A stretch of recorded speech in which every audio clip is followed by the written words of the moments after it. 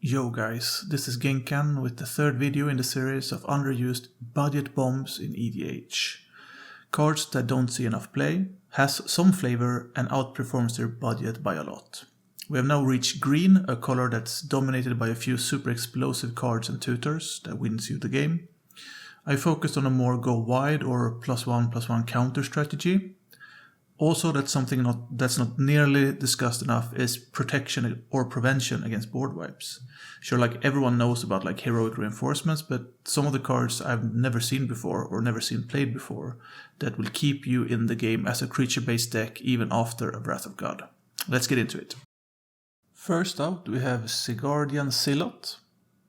It does not look like a lot, but it has a relevant creature type in both human and cleric if you want to go like tribal. And if you at least one more creature, it is a 6/6 vigilance that buffs +3/+3 on attack. It's a little expensive at like 5 mana, but it has synergies like with anthems, +1/+1 counters, equipments, auras and stuff like that, on top of not forcing him to attack. So I just think this is a great pickup. Next up, we have a very interesting card, in Essence of the Wild. I will return to the fact that there are a few cards that's producing tokens and stuff used in the top 100 EDH rec cards. We have a few cards that synergizes very well with this guy. So we have Scoot Swarm. It's in over 10% of decks on EDH recs. We have Rampaging Bailouts in 9% of decks. We have Avenger of Zendikar in 13% of decks. Felidar Retreat, then we're now in 2 colors. At 7% of decks. Locust God, now we're in Temur, 6% of decks. Saheeli, the ones who produces top mirror artifacts, I think topters on non-creature spells. Keeper of the Accord at 6% of decks. Talrand in 6% of decks. And all the different Krenko versions are just insane with this guy. Because you get the value up front. Like Avenger Zendikar, you get 6/6s instead of 0/1s. They don't scale as well, but again, you get 6/6s. So you have like 6 land drops before you reach the same value as whatever you get from Avenger or Zendikar. And Krenko, it's just insane. Like you can produce, instead of like 4 goblins, you get 4 1/1s, you get 4 6/6s. And yeah, so this guy puts out in a lot of work, and I'm really wanting to build something around him. I'm not sure what sort of deck I want to build yet, but this guy is super cool, super interesting, and all you really need is like in Guruk's Wake, no, not in Guruk's Wake, the Guruk's Uprising or whatever, the one who gives all your creatures trample, and you are home. Like you can just go in for lethal next turn. Fantastic card, I like it a lot. Next up, it's an interesting one. Unstoppable Ash. It's pretty specific which kind of deck this one goes in, but it's pretty damn strong. So at 4 mana you get a 5/5 trample that has a champion, a warrior, or a tree folk, and I'm guessing 99% would be warriors. And whenever a creature you control gets blocked, it's pumped by 5 toughness, which is quite a lot. So I see this could go into like Nigela or Cadis deck and do a lot of work. Also really good if you can produce like warrior tokens or really any kind of token, because this is a pseudo anthem on top of being a pretty solid creature. So next up is Spearbreaker Behemoth. A bit on the high side at 7 mana for a 5/5, but it is indestructible, and also being able to protect other creatures on top of that. So it's a nice key piece to really cement your place at late game. Only really needs like trample or vigilance to just keep being able to swing in for the win. Next up, we have Obsessive Skinner. On its face, it's a 1/1 for 2 that grows at least by 1 on ETB and synergizes well with other 1/1 counter strategies. On the backside, it's a constant flow of counters that come out early, will grow eventually, and yeah, will decide matches in the long run. If you have Delirium, it's a 2 mana 5/5 that keeps growing and keeps giving you like more value over time. So I think it's a great 2-drop. Next up, we have Ravenous Slime. graveyard hate on a sub €1 creature that's a 3-drop that only really needs trample to put in some serious work. If this guy gets reprinted, I'm picking up a playset for sure. I really like this creature. Shuts down quite a few strategies. And again, if you're looking at EDH rec, Sunny T, Sun Titan, goes into 17% of all decks. And this guy really shuts down a lot of the value you can get from like Plague Crafter, like that sort of thing. So you can just make sure that there's only going to be one Spore Frog or whatever. It's going to put in work. I really like this card. Next up we have a super underused Baloth in Herd Baloth. It goes in, I'd say, into most +1/+1 counter strategies decks.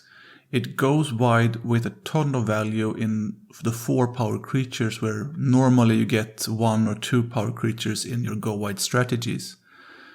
And it's from a master set, so I guess that's why people missed it. There's so many good cards from Modern Horizons 2 that this kind of goes under the radar, but I'm a big fan of this guy. I really like it. Next up we have Gamekeeper, a really, really strong card. A great 4-drop that, is made to die, so sack outlets and whatever. And the things you can sheet out are super nasty. When I'm looking at this card, I'm looking at something like a Golgari good stuff kind of pile. Getting value from the mill and also from, the sack outlet, like Meren, getting one of these guys out every turn, sheeting out bigger and bigger stuff.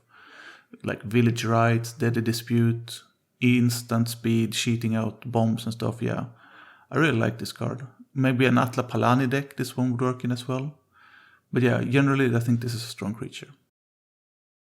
Next up is Fangreen Firstborn, and I promise the whole list is not catered towards 1/1 counter strategies, but there's a lot of good cards in the 1/1 counter strategy meta. And again, no one running this card. It's on its face a 5/3 for 4. It's reasonable, and it just keeps growing. And it's a scalable anthem that scales with every creature attacking. Scoot Swarm, Baloths, Avenger, Zendikar, it scales super well with all of those. And I don't see why you wouldn't run this alongside a Scoot Swarm. It's just, I'd say, a great card. Next up we have Creeper Hulk. Simply a good 5-drop for 5. It's a 5/5 with trample, with the evasion of just having a bit of trample, and can use up your tokens or commander or whatever to make them go through for damage. So like for 10 mana, you can turn your 5 Scoot Swarms from 5 damage to 25 damage with trample. And if they get counters, it's even more. Not to mention like all the cards that scale with power toughness. It's just, I really like this guy. Next up we have Caller of the Claw. And here we have a good protection and rebuild tool after a board wipe. A common error I see is overcommitting to a board state that you're already winning. And when your opponents are looking for answers like a board wipe and you're looking at lethal, you don't have to overcommit. You don't have to commit more to the board than you already have. So having a Druid of the Claw in hand when they find a sweeper, then that means they will have to find another sweeper on top of that. So it will really help you close out games, and at €0.5, at 0% of decks, I'd say this guy should be played in a lot more decks. Next up we have Kaldaya Guardian. More sweeper protection that will generate you value from all the high CMC creatures you lose. So I say this is a great way to keep yourself in the game and have protection against board wipes. Just having like 3 or 4 creatures with 4 CMC or greater will generate you like 8 tokens that you can slap like equipments on or counters on or whatever, just to keep yourself in the game and keeping pressure up. Next up we have Blossoming Bogebeast, and if you can get 1 attack in with this guy, I'd say you have gotten the value you wanted. It enables tramples on top of buffing everything by its own +2. So again, playing cards like Avenger of Zendikar, Scoot Swarm, all these cards that's in like 15-20% of decks, this guy pairs so well with those guys. Has a relevant creature type and is like a euro at worst. This guy has a ton of value. Hook this up with like Blade of Selves and you have a lot of value. And just keeping the pressure up with this guy is super easy. I really like this guy. Next up we have Bloodspore Thrynax. Eating up your tokens or whatever creatures you're done with to generate 1/1 counters on ETB of your next creature. So this one is an all-star in my Golgari like Slimefoot deck that can produce a constant flow of pretty fairly cheap 1/1 creatures that grows a lot. And this one synergizes super well with, again, we're talking about Scoot Swarm, Avenger Zendikar. It is a great card. Next up we have Bio-Waste Blob, another ooze, and a fairly slow clock on its own, but if you run this, I'm seeing like, I'd run this in a Celestia Populate or Simic Clone deck, and this guy will put in a lot of work.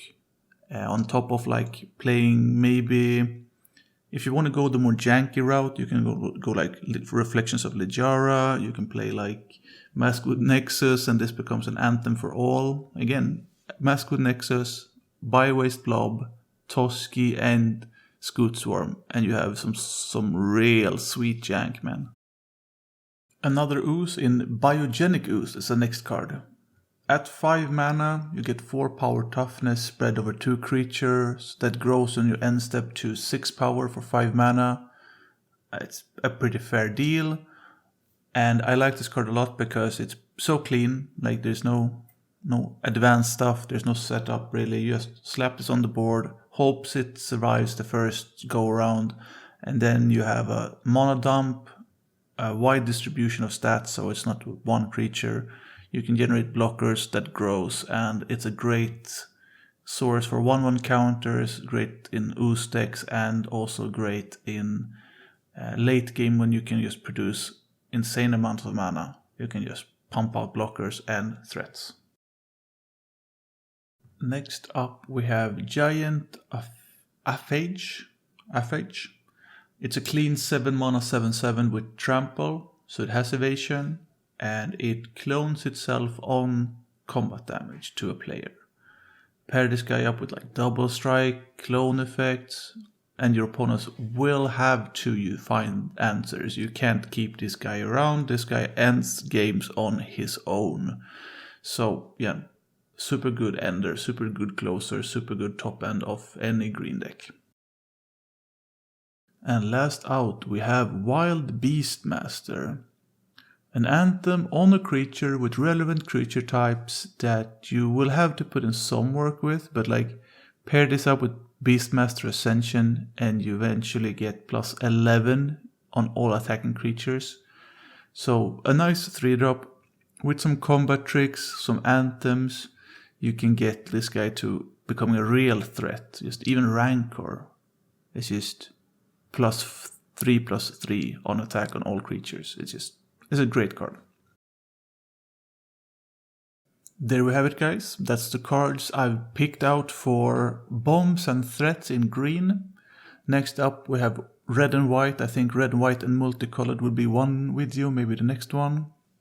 I had some IRL stuff to do and yeah, didn't really have time for making videos, but I will keep up and make more videos covering budget bombs that will win you games on budget, on low power, with hopefully at least a little bit of flavor. So take care, guys. See you next time in a week or two. Peace.